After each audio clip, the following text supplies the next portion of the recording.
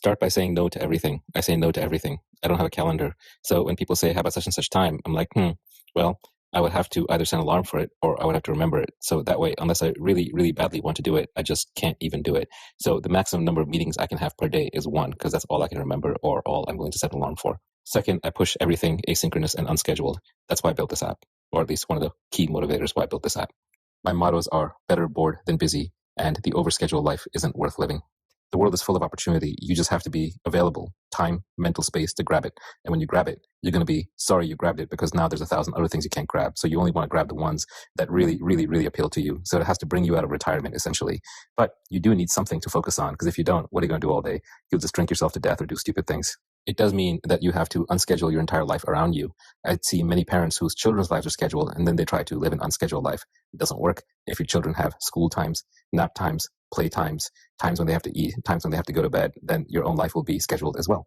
Nothing wrong with that. Most of us don't have the luxury of being unscheduled, but if you do, your entire life around you has to be scheduled. It also means every single event is voluntary. You never commit to showing up and speaking at an event. You never commit to a birthday party. You never commit to a wedding. You never commit to a bar mitzvah. It means you never let your wife commit you to anything. You never commit her to anything. If somebody says, is he available for X? She doesn't even ask on their behalf. If somebody asks me, is she available for X? I don't even ask her on their behalf. So completely free and unscheduled. It's about as hard as it sounds, but it's about 10 times more rewarding than it sounds. So it means you have to break the heart of every person who expects you to be in a specific place at a specific time. That's their expectation. It's their problem, not yours. Also, you have to get comfortable ghosting people who become too familiar. They text you too much. They air chat you too much. They email you too much. Just stop responding.